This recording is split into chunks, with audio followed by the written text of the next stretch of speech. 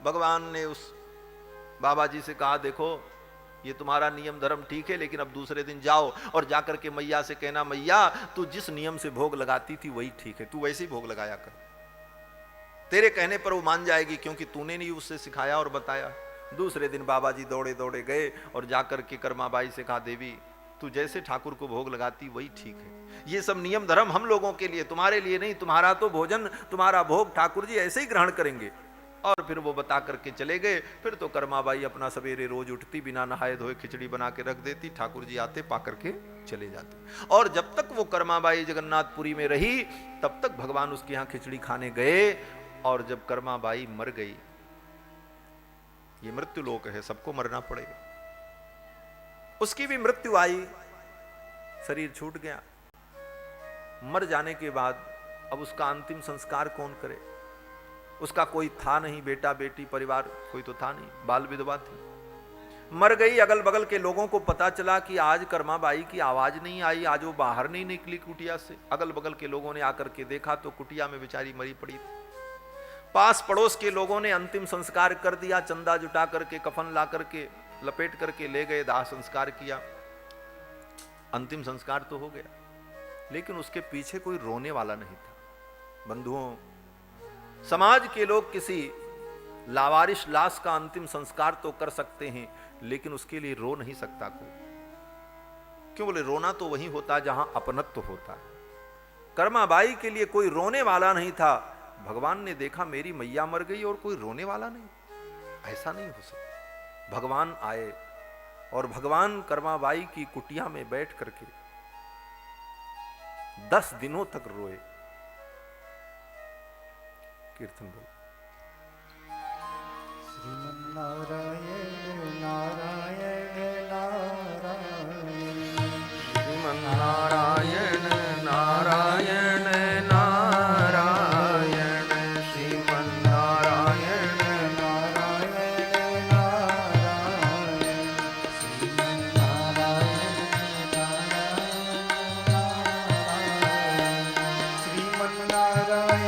नारायण नारायण, श्रीमन्नारायण नारायण नारायण,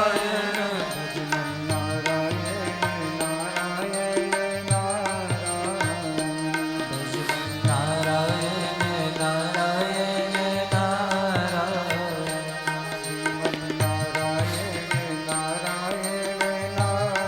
नारायण, श्रीमन्नारायण नारायण नारायण, श्रीमन्नारायण नारायण नारायण, श्रीमन्नारायण नारायण नारायण, नारायण नारायण नारायण, भजमन्नारायण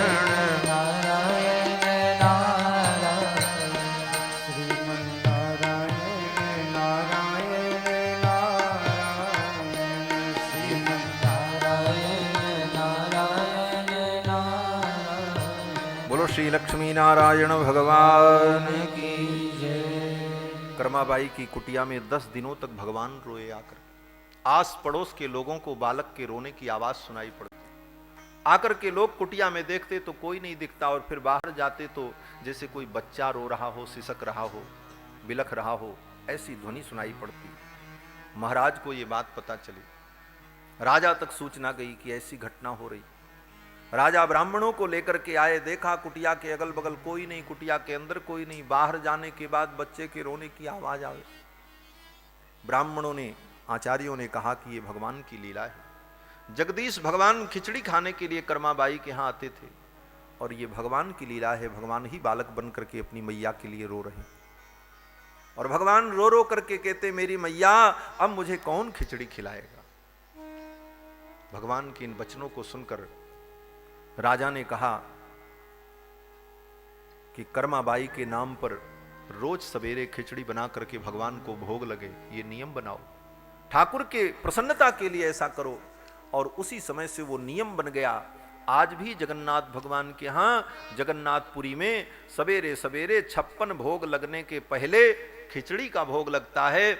और जब खिचड़ी का भोग जगन्नाथ भगवान को लगाया जाता है तो तुलसी डाल करके पुजारी लोग भगवान से निवेदन करते हैं, प्रभु ये कर्माबाई की खिचड़ी है, इसको कर्माबाई की खिचड़ी समझ करके प्रेम से आप आरोगना। 56 भोग ते पहिल खींच कर्मा को भाव। 56 भोग ते पहिल खींच कर्मा को भावे, 56 भोग ते पहिल खींच कर्मा को भावे। पिल्ले के कहत कुंवर पे हरि चली आवे, सिल पिल्ले के कहत कुंवर पे हरि चले आवे। भक्तन हित सुख विष दियो, भूपनारी प्रभु राधिपति। भक्तन हित सुख विष दियो, भूपनारी प्रभु राधिपति। साधे अब क्या जान के पाणी तजोरे नृपति। साधे अब क्या जान के पाणी तजोरे नृपति। पानी तजोरे नृपति, पानी तजोरे नृपति।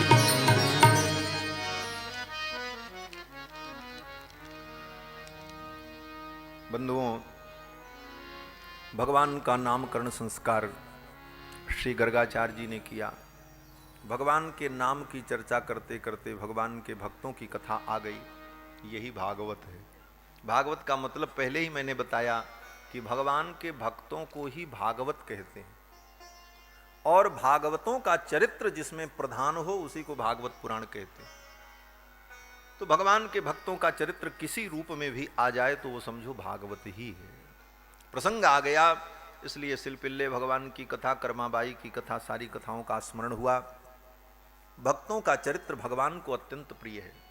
भक्त भगवान के चरित्र को सुनते हैं और भगवान अपने भक्तों के चरित्र को सुनते हैं। भगवान के भक्तों की अगर सेवा करो तो भगवान की सेवा हो जाती है, और भगवान की सेवा करो तो भगवान के भक्तों की सेवा हो जाती है। ये भक्त और भगवान में अभेद है। श्री गर्गाचार्य जी महाराज ने दोनों बालकों का नामकरण किया। रोहिणी के पुत्र का नाम राम और यशोदा के बालक का नाम कृष्ण रखा। और चलते चलते गर्गाचार्य जी महाराज ने कहा कि हे नंद बाबा, तस्मान्नंदात्मजोयम ते नारायण समो गुणैः। हे नंद बाबा, ये आपका जो बालक है ना, ये बड़ा होकर के बड़ी अद्भुत अद्भुत लीलाएं करेगा, और ये गुणों में नारायण के समान होगा। अर्थात नारायण में जो गुण हैं वो सारे गुण तेरे बालक में दिखाई पड़ेंगे। श्रिया कीर्त्यानुभावेन गोपायस्व समाहितः। और ये यश और कीर्ति का विस्तार करेगा। इत्यात्मानं समादिश्य गर्गे च स्वगृहं गते। ऐसा कह करके श्री गर्गाचार्य जी महाराज विदा हो गए। बालकों का नामकरण संस्कार हो गया। अब ठाकुर जी धीरे धीरे बड़े होने लगे। अब इतने बड़े हो गए ठाकुर जी की बकैयां बकैयां चलने लगे। घुटने के बल और हाथ के बल, जमीन पर घुटने को टिकाकर और हाथ को टिका करके ठाकुर जी चलने लगे। सुखदेव जी कहते हैं कि जानुभ्याम सह पाणिभ्याम रिंगमाणो विजहुरतुः। जानुभ्याम सह पाणिभ्याम, घुटना और हाथ के बल ठाकुर जी चलने लगे। और चलते हुए कहाँ चले जाते? बोले घोष प्रघोष रुचिरम ब्रजकर्दमेशु। सरक सरक करके खेलते खेलते गाय की गौशाला में चले जाते, और पूरे शरीर में गोबर लग जाता, गाय का मूत्र लग जाता, कीचड़ लग जाता। मैया यशोदा देखती तो दौड़ करके उठा लेती। तस्मा तन्मातरौ निज सुतौ घृणया स्रुवन्त्यौ पंकांगरागरुचिरा उपगुह्य दोर्भ्याम। कीचड़ से सने हुए कृष्ण को उठा करके लेकर के आती, और ज्यों ही नहला धुला करके कपड़े बदलती, और जहां असावधान होती तहां ठाकुर जी फिर खेलते खेलते कहीं उसी कीचड़ में पहुंच जाते। मैया बड़ी परेशान। मैया ने लाला को उठाया, नहलाया, और झल्लाती हुई थोड़ा रोष में आकर के मैया कहती, अरे क्यों रे, तू पिछले जन्म का सुअर है क्या? मिट्टी में लौटने की तेरी आदत है। तो भगवान किलकारी मार करके हंसने लगे। क्यों हंसने लगे? मानो भगवान कहना चाहते, अरे मैया तुझे कैसे पता चल गया कि मैंने सूकरावतार ग्रहण किया था? ये तो मैं पूर्व जन्म में रूप धारण कर ही चुका हूं। तम सूकरोसि गत जन्मनि पूतनारे इत्युक्त सस्मित मुखावतुनो मुरारी। जब यशोदा ने कहा कि तुम सूकरोसि गत जन्मनि, पिछले जन्म में तुम सुअर थे लगता है, मिट्टी में लौटने की आदत पड़ गई है, तो इत्युक्त सस्मित मुखा, इतना सुनते ही भगवान मुस्कुराने लगे। वतुनो मुरारी, मानो भगवान कहते हैं, अरे मैया तुझे कैसे पता चल गया? ऐसी ऐसी भगवान की मधुर लीलाएं। और बड़े हुए जब ठाकुर जी, तो माखन चोरी की लीला करने लगे। बड़ी चंचल लीला है ठाकुर की, इतने चंचल हैं। हमारे राम जी तो बड़े गंभीर हैं हमारा, लेकिन कन्हैया तो बहुत चंचल, इतने चंचल कि वत्सान मुंचन क्वचिद समये। सुखदेव जी कहते हैं कि भगवान सवेरे सवेरे उठ जाते, गांव का कोई व्यक्ति न उठा हो उसके पहले उठ जाते थे ठाकुर। और उठ करके क्या करें? बोले रात्रि के 3 बजे उठ करके ही जाकर के जितने बछड़े होते सबको खोल देते और सब बछड़े जाके दूध पी लें। सवेरे जब लोग दोहने के लिए जाएं तो दूध किसी को न मिले। क्यों? बोले सब दूध बछड़े पी गए। वत्सान मुंचन क्वचिद समये, बछड़ों को छोड़ करके दूध पिला देते। वत्सान मुंचन क्वचिद समये क्रोश संजात हासः स्तेयम स्वाद्यत अथ दधिपय कल्पितैस्तेय योगैः। और भगवान गोपियों के घर में, गोपों के घर में जाकर के माखन चुराते, चोरी करके माखन खाते। क्यों? बोले इसमें आनंद आता भगवान को, और गोपियों को भी आनंद का अनुभव होता। भगवान के यहाँ कोई माखन की कमी नहीं थी। नंद बाबा के घर में 9 लाख गायें, 9 लाख गाय नंद बाबा घर घनो सो माखन हो। लेकिन गोपियों को सुख प्रदान करने के लिए, ब्रजवासियों को आनंद प्रदान करने के लिए भगवान माखन चोरी की लीला करते। और माखन चुरा करके केवल अपने ही नहीं खाते, बंदरों को खिलाते। मरकान भोक्षण विभजति सचेन्नाति भांडम भिनत्ति। माखन की मटकी को ले लेते और बंदरों को बुलाते, आओ आओ। और जैसे वो बंदर उनकी भाषा समझते हों। क्यों? बोले ये बंदर भी कोई और नहीं है, सब त्रेता युग वाले बंदर हैं। हनुमान, अंगद, सुग्रीव, यही सब कृष्णावतार में बानर बन करके गोकुल में प्रकट हैं, वृंदावन में भगवान की लीला देखने की। और सब इनकी भाषा समझते महाराज। ज्यों ही ठाकुर जी ने इशारा किया, सब दौड़े दौड़े चले आए, बड़ी बड़ी पूंछ वाले गोलांगूल बानराहा सब आ गए। और फिर भगवान उनको मक्खन खिलाते। मरकान भोक्षण, बंदरों को मक्खन क्यों खिलाते? भगवान ने कहा, भैया रामावतार में तुमने मेरी बड़ी सहायता की, लेकिन उस समय मेरे पास कुछ नहीं था, मैं तो वनवासी वेश में जंगल में भटक रहा था। ऐसी स्थिति में आप लोगों ने मेरी बहुत सहायता की, लेकिन आज कोई चिंता की बात नहीं है। आज तो मैं ब्रजराज हूं, पूरा ब्रजमंडल मेरा है, जितना माखन खाना है उतना माखन खाओ। खूब खिलाते हैं बंदर को। मरकान भोक्षण विभजति सचेन्नाति भांडम भिनत्ति। और खाने के बाद जब मक्खन समाप्त हो जाए तो मटकी को पटक करके फोड़ देते। ऐसी चंचलता।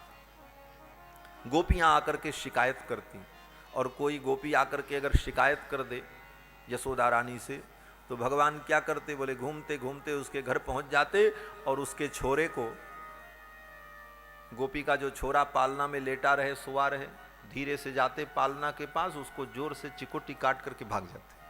ये सब लिखा है भागवत में। ऐसी चंचल लीला। गोपी कहती है, द्रव्यालाभे सगृह कुपतो यात्तुपक्रोशतो कान। गोपी आकर के कहती, मैया ये तेरा लाला बड़ा चंचल है, मेरे बालक को नोच करके उसके पैर को कभी खींच दे, कभी बाल को खींच दे, कभी चिकोटी काट ले और रुला करके भाग जाता है। फिर मैं चुप कराती थक जाती हूं, बच्चे को चुप कराऊं कि इसको पकड़ूं? इतना चंचल है। और तो और माखन निकाल के रखो और थोड़ा असावधान हो जाओ कि ये कहां से आ जाता है, कैसे आ जाता है। और माखन को खा जाता, बंदरों को खिला देता। मैया यशोदा ने कहा, गोपी तू ऐसा करना कि अपने मक्खन की मटकी को रस्सी में बांध करके ऊपर टांग दे, मेरे कन्हैया का हाथ वहां नहीं पहुंचेगा। गोपी ने अपने सिर पर हाथ रखा और कहा, मैया ये सब करके मैंने देख लिया। लेकिन क्यों? गोपी ने कहा, मैया मैंने रस्सी में बांध करके माखन को ऊपर टांग दिया छींके पर, लेकिन तेरा लाला इतना चतुर है, हस्ताग्राह्ये रचयत विधिम पीठकोलूखलाद्यैहि। अगर हाथ से नहीं मिलता है तो उलूखल को उल्टा करके उसी के ऊपर खड़े होकर के माखन को उतार लेते, उलूखल को ही टेबल बना लेते और उसी पर चढ़ करके ठाकुर जी उतार लेते ना। मैया ने कहा, अच्छा एक काम कर, तू मेरे लाला की जितनी लंबाई है नाप ले, और तेरे घर का ऊखल कितना ऊंचा वो नाप ले, और उससे 2 हाथ ऊपर अपनी मटकी लटका दे, फिर तो मेरे कन्हैया को नहीं मिलेगी। गोपी ने कहा, मैया मैंने ये भी करके देख लिया, तेरा लाला बड़ा चतुर है। बोले फिर क्या करता है? तो गोपी कहती है कि छिद्रम ह्यंतर निहित वयुनस्यक्य भांडेषु तद्वित। जब ऊपर लटका दो और माखन तक इसका हाथ नहीं पहुंचता तो क्या करता है? बोले बड़ी सी लाठी लेकर के निशाना साध करके नीचे से मारता है खट्ट से, और मटकी में छेद हो जाए और माखन टपकने लग जाए तो हाथ में लेकर के उस माखन को खाए। अब बता मैया मैं क्या करूं? मैया को हंसी भी आती है अपने लाला की इस चंचलता को देखकर, और गोपी के कहने पर, गोपी के उलाहना को सुनकर के थोड़ा गुस्सा भी आता है। आज मैं कन्हैया को डांटूंगी। और कन्हैया जब आए कहीं से खेलते हुए, मैया ने पकड़ लिया च्योरेदारी के, तू बहुत बदमाश है, तू माखन चोरी करता है। ठाकुर जी ने कहा, नहीं मैया। बोले गोपियां कहती हैं। तो भगवान कहते हैं, ये गोपियां बहुत अच्छी नहीं हैं, ये मेरी शिकायत पूरे गांव में घूम घूम करके करती, मुझे बदनाम करना चाहती। मैया ने कहा क्यों? ठाकुर जी ने कहा, मैया ये गोपियों की बड़ी लंबी योजना है। योजना ये है कि मैं तेरा छोरा हूं ना। मैया ने कहा हाँ। और मैं कितना सुंदर हूं? मैया ने कहा हाँ लाला तू तो बहुत सुंदर है। ठाकुर जी ने कहा बस मैया यही कारण है। ये ब्रज की गोपियां देखती हैं तो कहती हैं कि यशोदा का छोरा तो बहुत सुंदर है। गांव में कोई व्यक्ति अपनी बेटी का ब्याह करने आएगा, संबंध करने आएगा, तो यशोदा के छोरा का तो ब्याह हो जाएगा, हमारे छोरों का ब्याह नहीं होगा। क्यों? बोले सब उसी को पसंद करेंगे। तो इन सब ने मिलकर के योजना बनाई है। क्या योजना बनाई? बोले योजना ये बनाई है कि चोर चोर कह करके कृष्ण को बदनाम कर दो, और जब चोर चोर के रूप में इसकी बदनामी हो जाएगी तो चोर का तो कोई ब्याह करता नहीं, तब कन्हैया का ब्याह नहीं होगा और तब मेरे छोरों का ब्याह हो जाएगा। मैया को हंसी आ गई। मैया ने कहा रे जा लाला, इन गोपियों के कहने से क्या होगा, तू चिंता मत कर। अरे मैं तो तेरा ऐसा ब्याह रचाऊंगी कि लोग देखते रह जाएंगे। ऐसी बहू लाऊंगी, रुंझुन कलती आंगन में डोलेगी। बहुत बड़े घर की बहू को, बहुत बड़े घर की बेटी को बहू बना करके लाऊंगी। तू क्यों चिंता करता बेटा? अब तो ठाकुर जी मगन हो गए। ठाकुर जी ने मैया को पकड़ लिया और लिपट गए। बोले मैया बस आज ही मेरो ब्याह करा दे। आंचल पकड़ करके खींचने लगे और भगवान कहते मैया आज मेरा ब्याह करा दे। मैया ने कहा अरे बेटा ब्याह में बड़ी तैयारी करनी पड़ती है, बारात सजानी पड़ती है, और क्या क्या करना पड़ता है, लोगों को निमंत्रण देना पड़ता है। ठाकुर जी ने कहा कुछ नहीं, बहुत बड़ी बारात वरात नहीं सजानी है और जल्दी से आज मेरा ब्याह करा दे मैया।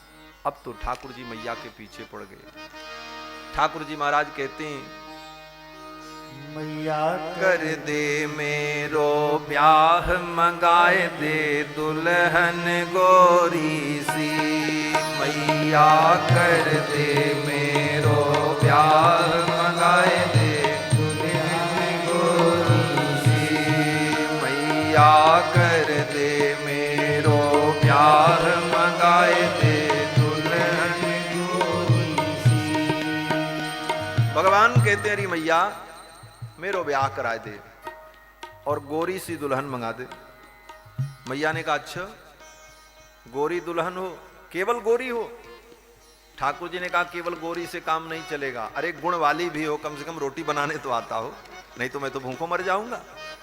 तो ठाकुर जी कहते हैं कि गोरी गुण वारी होए भोरी सी बिचारी, हाँ गोरी गुण वारी होए भोरी सी बिचारी, भलकारी नतवारी बड़े गोप की लली, भलकारी नतवारी बड़े गोप की लली, लली ढूंढ देरी माया में तेरो कहा जाए, लली ढूंढ देरी माया में तेरो कहा जाए, झट दुल्हा बनाए बात मान ले भली, झट दुल्हा बनाए बात मान ले, मेरे छोटे छोटे हाथन बीच रचाए दे मेहंदी थोड़ी सी, मैया कर दे मेरो